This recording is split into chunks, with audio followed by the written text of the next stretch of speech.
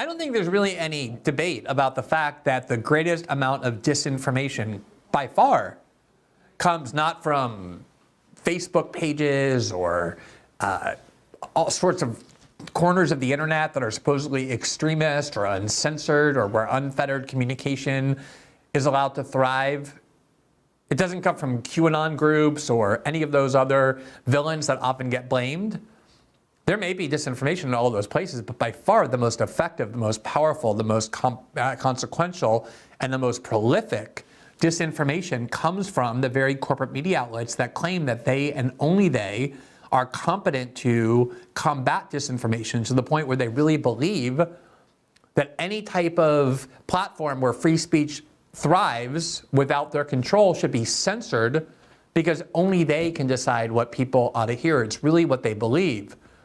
Now, that would be sanctimonious enough, self-righteous enough, self-loving enough if it were just a belief. But the fact of the matter is that as they constantly promote that self-image, they are the ones who lie constantly and deliberately, all of the time, continuously, to the point where even if you document to them, here's the proof that you lied, they will never retract it because lying is not just something that they're willing to do, it's actually a required function of it. The more you lie in corporate media, as long as you're lying for the right reasons, the more quickly you'll get promoted. We've demonstrated that many times by looking at the trajectory of people like Jeffrey Goldberg, who probably did more than any other journalist in the United States to promote the false conspiracy theory that Saddam Hussein was in a secret alliance with Al-Qaeda and Osama bin Laden in order to convince Americans that we should invade Iraq. There needed to be a 9/11 link, so he invented one while at New Yorker Magazine. And he's advanced up the ladder in journalism because of those lies to become the editor-in-chief of The Atlantic,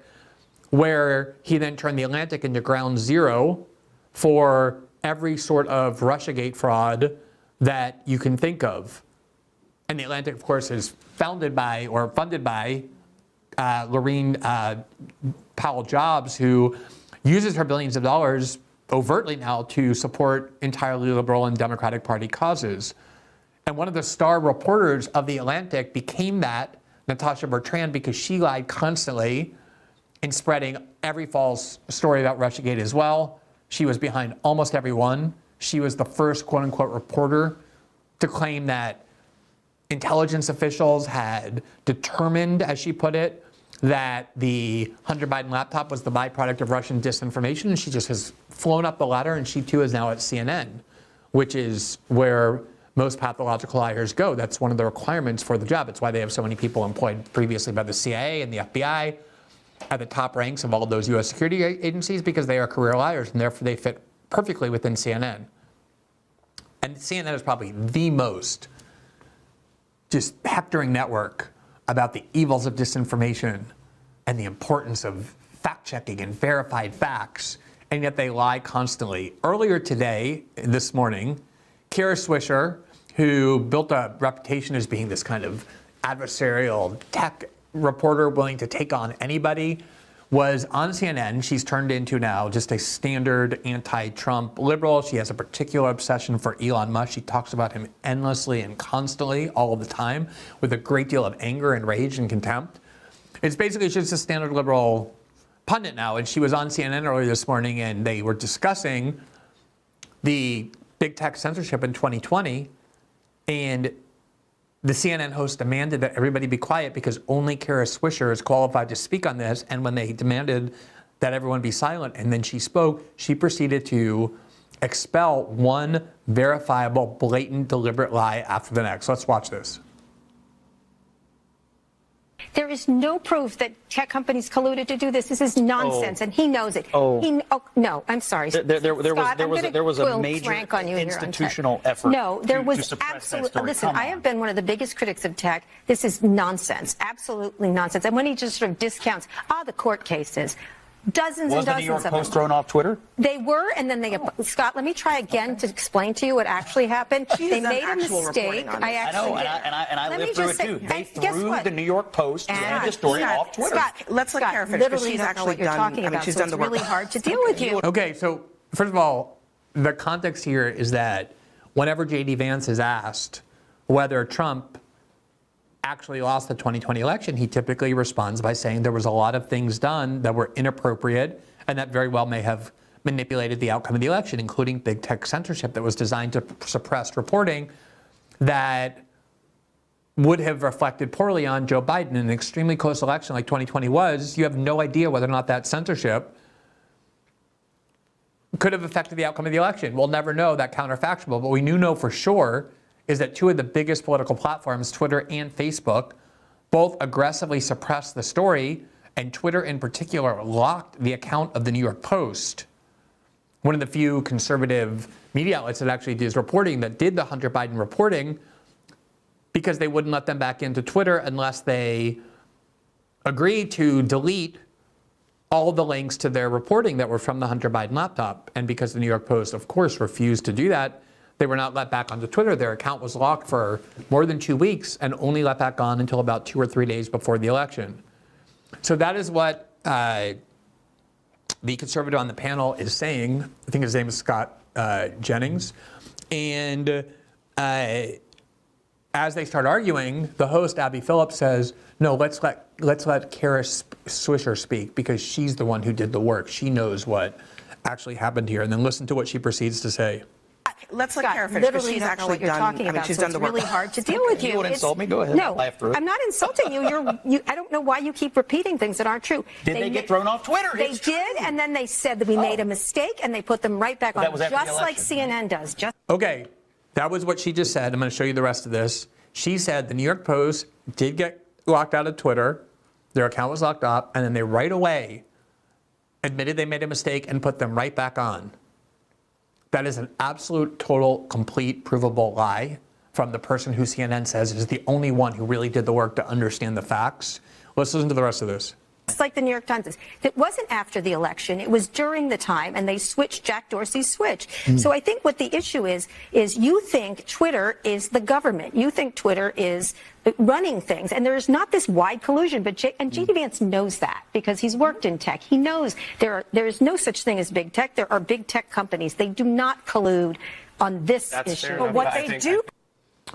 Okay, so the whole issue of collusion is irrelevant. If they all get together and impose the same censorship for the same politicized reasons, whether they're doing it in collusion or simply for the same incentives doesn't make a difference in terms of the impact of the censorship. Remember that all of big tech has depersoned people from the beginning. It's how they started with Alex Jones and then moved to Milo Yiannopoulos.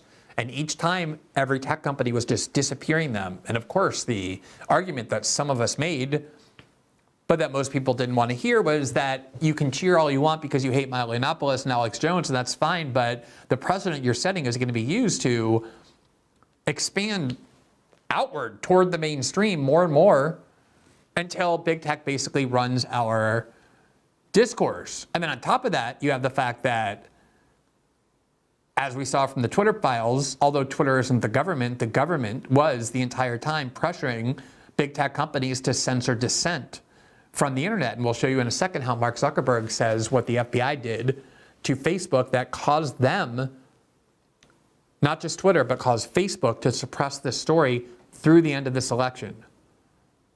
But the claim that Kara Swisher made there, as to try and minimize what happened, was that the only censorship that was done was by Twitter, and they only locked the account of the New York Post and then immediately reinstated their account. Here from Forbes, October 19th, 2020, so this was right around the time when both Twitter and Facebook, it wasn't just Twitter, arguably the much more consequential one was Facebook, both suppressed this story, but Twitter went even further because they not only locked out the New York Post, but for a few days banned anyone from even posting links, even in direct messages, private messages to one another, and especially on the platform. That they did reverse after a few days. But the New York Post Twitter account was locked out until right before the election, more than 2 weeks. Here was Forbes describing what happened. Quote, Twitter won't let the New York Post tweet until it agrees to behave itself. That's how authoritarian liberal digital outlets have become. You would think any outlet that describes itself as journalistic in any way would instinctively side with the newspaper whose reporting had been censored, blocked, and whose account had been locked, regardless of what their reporting could have had an impact in doing in terms of which side it helped and hurt. But that's not what happened. They framed it as the New York Post wasn't behaving itself. What was the New York Post doing that constituted misbehavior? They were reporting authentic documents that were obviously authentic from the beginning, as we've explained many times. And the only thing about it that disturbed anybody in power was that it made Joe Biden look poor, because it revealed how his family, his son and his brother, and he himself were pursuing all sorts of very profitable business deals, both in Ukraine and China, two countries where he had immense influence. And obviously, everyone knew he was going to run for president in 2020, and there was a good chance that he would win. And so they were currying favor by trading on Joe Biden's name and influence. He was running Ukraine under the Biden administration. He was responsible for it. He was micromanaging it to the point of saying, I want these prosecutors removed, I want these put in. Constantly threatening to withhold aid from them unless they did what they were told. And then you have Hunter Biden going to Ukraine and getting a huge deal from Burisma, but also pursuing all kinds of other business opportunities, both in Ukraine and China. And the New York Post printed evidence, authentic evidence, that Joe Biden was to be a participant, a profit participant in those deals. And yet the liberal media almost all entirely sided with Twitter and said, yes, this information should be censored. And the Forbes framed it as they're not behaving themselves and they won't get back onto Twitter unless they agree to behave itself. Quote, Twitter blocked sharing of the New York Post story and said the piece violated several of its rules, including a prohibition on sharing personal information and hacked materials. Facebook also reduced distribution of the Post report. But the brunt of conservative displeasure over the social media sites limiting access to the Post story fell on Twitter. Following the outcry, Twitter said that in the future it would no longer block tweets sharing hacked materials. It would instead append warning labels to them. And then it said it would allow the Post story to be shared because the personal information had been circulated widely online, and it would no longer be considered private. However, the Post still can't reach its 1.8 million followers on Twitter. Why? That's a little complicated. When Twitter is now allowing the story to be traded around, the Post says Twitter won't unlock its account until it deletes tweets from Thursday, a period in time when the story was breaking Twitter's rules. Quote, we don't change enforcement retroactively, the company told the Post. So just think about what happened here. First of all, the idea that only conservatives were angry about this, I don't think only conservatives were, but certainly a majority of conservatives were, and that's because American liberalism now firmly believes in, not just tolerates, but affirmatively and aggressively believes in the need to censor material off the internet that is harmful to their political interests and their political leaders. And not only did they not object, but they actually demanded more from big tech companies, more censorship like this. They defended it overtly, often by lying.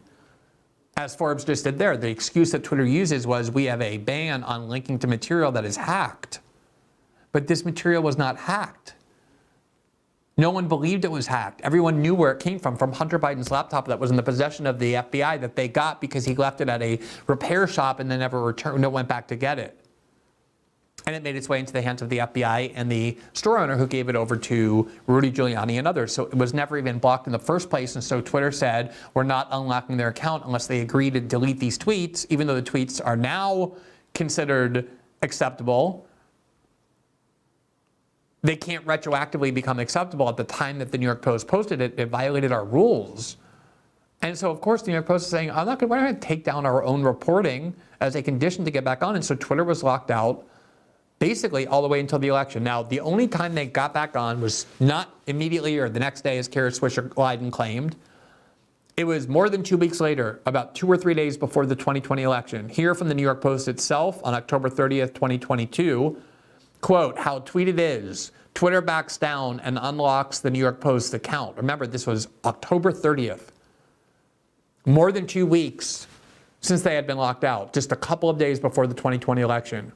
Quote, Twitter backed down Friday in its battle with the Post and unlocked its main account after a 2-week stalemate over the Hunter Biden expose. The move came after the Post refused Twitter's demand that it delete 6 tweets that linked to stories that the company claimed without any evidence were based on hacked information. The Post never budged and kept the tweets on the account during this standoff, even as Twitter obscured them from view. Here's the Wall Street Journal's version of events on October 30th. Quote, Twitter unlocks the New York Post account after a 2-week standoff. Kara Swisher said today, no, they immediately realized they made a mistake. They reversed it immediately and let the Post back onto Twitter. Because Scott Jennings kept asking her, but was the New York Post locked out of Twitter? And she was like, yeah, for like a day. It was a 2-week lockout. And they only allowed them to get back on just a couple days before the election, after which a huge majority of people had already voted through mail-in ballots and early voting. It was the year of COVID when they changed all the voting rules. Quote, social media company reverses policy that previously required newspaper to delete old tweets before being able to tweet again. Quote, Twitter Inc. on Friday unlocked the New York Post Twitter account, ending a stalemate between the social media company and the newspaper stemming from the latter's publication of stories it said were based on documents obtained from the laptop of Hunter Biden. The Post had been unable to tweet to its 1.9 million Twitter followers since October 14th. 2 weeks earlier, more than 2 weeks earlier, 16 days earlier, the data began publishing a series of stories based on the alleged Hunter Biden material. Twitter initially said that linking to the Post stories violated the social media company's policies against posting material that contains personal information and is obtained via hacking. As the story broke, Twitter began preventing users from tweeting the stories, and it locked the Post account, saying it would be unlocked only after it deleted earlier tweets that linked to the stories. So that is actually what happened. Exactly what Scott Jennings was claiming happened. But they all announced, no, let's let Kara tell us what happened. Kara Swisher, she's the unbiased reporter who really understands big tech. She's the one who's going to tell us what happened. And then she just proceeded to blatantly lie. Now, as for the question of whether Democrats were, or the government was behind any of this, here was the former Ambassador Tom Udall, who was actually at the time a senator from New Mexico, a Democratic senator from New Mexico. And we've shown you many times, many Democratic senators like Ed Markey and other members of the House saying, after they summoned big tech executives to the Congress, they said, either you start censoring more disinformation, meaning things we don't want heard, or we're going to consider legislation or regulation to punish you. They said that out in the open. Never mind all the FBI and CIA and CDC communications to big tech, hectoring them and badgering them to pull information down they don't want to be the American people to be heard. So here's Tom Udall, Senator Tom Udall, on November 1st, 2020, when he is speaking to Mark Zuckerberg in a video testimony before the United States Senate that they summoned various tech executives to. And this was November 1st, so just 2 days before the election, the day after the New York Post was let back on to its account by Twitter. We also know that the Russian strategy this time around is going after Hunter Biden. So I recognize that the details of how to handle misinformation on the internet are tough.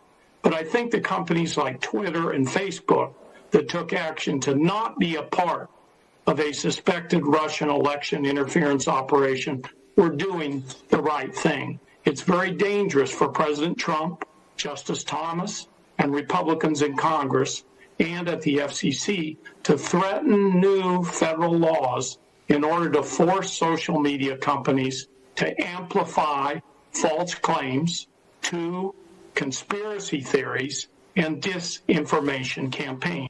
So everything he said there is a lie. This was not a Russian disinformation campaign. Russia had absolutely nothing to do with any of this reporting. The U.S. government admits that now. There was nothing disinformation about it. These documents were absolutely accurate. The New York Post, the idea that the New York Post or other media outlets should decide not to publish relevant information before an election about one of the two major candidates because of where they think its provenance was, is a violation of everything journalism is supposed to be about, as we talked about many times. The only questions journalists ask are these documents authenticated, and are they in the public interest to know? And if the answers to those two questions are yes, you publish regardless of what source gave it to you, where it came from, what their motives were. It doesn't make the slightest difference.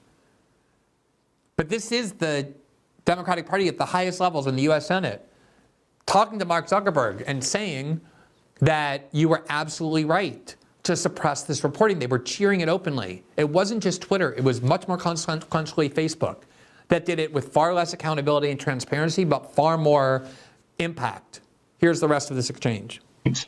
Fortunately, we've been able to build partnerships across the industry, both with the companies here today and with law enforcement and the intelligence community, to be able to share signals to identify these threats sooner. And so as far as collusion is concerned, which she says they didn't collude at all, there's no such thing, they don't even talk to each other, they're just totally off separately, doing the same things, doing their decisions totally separately, and it's just a gigantic coincidence that they always ban people at the same time. Remember, they banned the sitting president. All of these big tech companies did. Donald Trump, before he left office, they just banned him from speaking on their platforms, and it wasn't just one, it was every one of them. That was what led Trump to create Truth Social, was to ensure that he could have a platform where he could always speak and reach whoever wanted to hear him, and big tech couldn't stop him.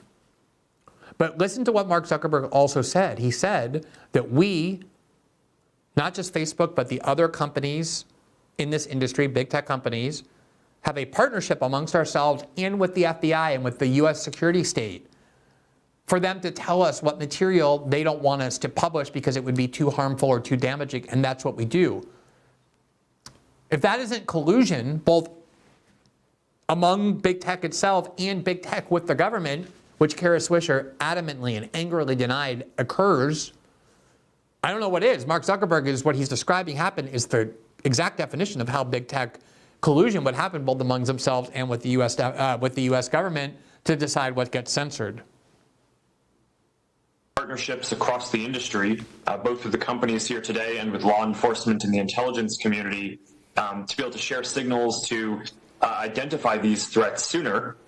And along the lines of what you mentioned earlier, one of the threats that the FBI has alerted our companies and the public to was the possibility of a hack and leak operation in the days or weeks leading up to this election. So you had both the public testimony from the FBI and in private meetings, alerts that were given to at least our company, I assume the others as well, that suggested that we be on high alert and sensitivity, that if a trove of documents appeared, that we should view that with suspicion, that it might be part of a foreign manipulation attempt. So that's what we're seeing, and I'm happy to go into more detail as well if that's helpful. So what he said there is so consequential. I don't think we've ever fully come to terms with how many lines were crossed, red lines were crossed in what happened in this incident. And I'm happy that Kara Swisher raised it again or responded to it again on CNN this morning, because it just shows the extent to which they have to lie about what happened, because what happened was actually so egregious, such a major threat to our elections, the integrity of them, to every democratic value. Mark Zuckerberg said that big tech created a partnership to decide what material should be removed, political information should be removed both during the campaign and any other time. And that partnership was with the US government, with the FBI and the US security state. And he was explaining that the reason Facebook decided to suppress reporting about Joe Biden's activities in Ukraine and China was because the FBI had warned Facebook in advance that if there was a pile of documents that emerged, it likely would come from a foreign source and would be disinformation, and therefore Facebook ought to ban it or suppress it. And that's exactly what Facebook did, because the FBI told them to do it. What the FBI told them was a complete lie. None of this information was hacked. None of it came from a foreign source. But the FBI played a vital role in pressuring and lying to and manipulating all of these big tech companies to censor that story that they likely knew was coming, by lying to them about what the origins were. And so the extent that, Twitter and Facebook aren't the government, they were taking orders from the government. They were listening to the FBI. They trusted the FBI about what they should have removed. Here's the rest of this Democratic Senator, Mark Udall, not only encouraging and praising Facebook for having done this, but demanding that they continue to do more of it. Okay, thank you very much. And will you continue to push back against this kind of foreign interference, even if powerful Republicans threaten to take official action against your companies? Mr. Zuckerberg, why don't we start with you and work the other way back? Senator, absolutely. This is incredibly important for our democracy, and we're committed to doing this work. Senator, absolutely. Protecting our civic and democratic process is fundamental to what we do, and we will do everything we can. Yes, and we will continue to work and push back on any manipulation of the platform. So there was the CEO of Google and the CEO of and founder of Twitter at the time, Jack Dorsey, along with Mark Zuckerberg, promising the government, the U.S. Senate, controlled by Democrats, that they would, in fact, continue to suppress stories as the U.S. government told them to. Now, the way in which the Facebook suppression of the election, and we're going to see if we can get this tweet. It's the one where Facebook announced that they were going to be suppressing the story indefinitely pending a third-party fact check that never came. I've written to them many times. I've asked them about it, including the person who announced it, that Facebook was going to suppress this story. And he said basically, like, this story disgusts me. I don't even want to have to mention it. This is what the Facebook official announcing Facebook's decision to suppress this reporting before the 2020 election said. And his name is Andy Stone. And if you look at his bio that he himself publishes on Twitter, which is where he made this announcement, there you see it says communications from Meta. And then if you look at the places where he previously worked, which are also in his bio, you see there that he used to work at the House Majority PAC, which is a PAC designed to make sure that Democrats remain the majority party in the House. He used to work for Senator Barbara Boxer, the Democrat of California. He used to work for the DCCC, which is the organization that is designed to keep a majority Senate of Democrats. And he worked for Representative McInerney, who was a former House member of the Democratic Party. He's a lifelong Democratic Party operative. That's the person they chose to come out and announce that Facebook would be suppressing the story. And Facebook suppressed the story, prevented it from being seen, prevented it from spreading. All of this reporting from the New York Post. Through the election, they never reversed themselves, they never apologized, they never said they were changing their minds about it. And they refused to answer questions about for how long they suppressed it, but they most certainly did as well. And again, Mark Zuckerberg said the reason they made that decision was because the FBI basically told them to. And that's why they, in Twitter, in this consortium with the government, decided to do so based on these lies that the FBI told them. Now, here's the tweet itself, just to show you what Facebook said about it at the time. While I will intentionally not link, I'm going to look at it here because I don't have it on my desk. While I will intentionally not link to the New York Post, meaning I don't even want to link to that thing I have to talk about. It's disgusting me, but I won't even link to it. I want to be clear that this story is eligible to be fact-checked by Facebook's third-party fact-checking partners. In the meantime, we are reducing its distribution on our platform. Now, I've asked him and Facebook many times, where is this third-party fact check that you said it was going to happen? Because if there had been a real fact check, the fact check would have said, this information did not come from Russia. It's not disinformation. It wasn't hacked. Everything the FBI told you is a lie, so it should be permitted.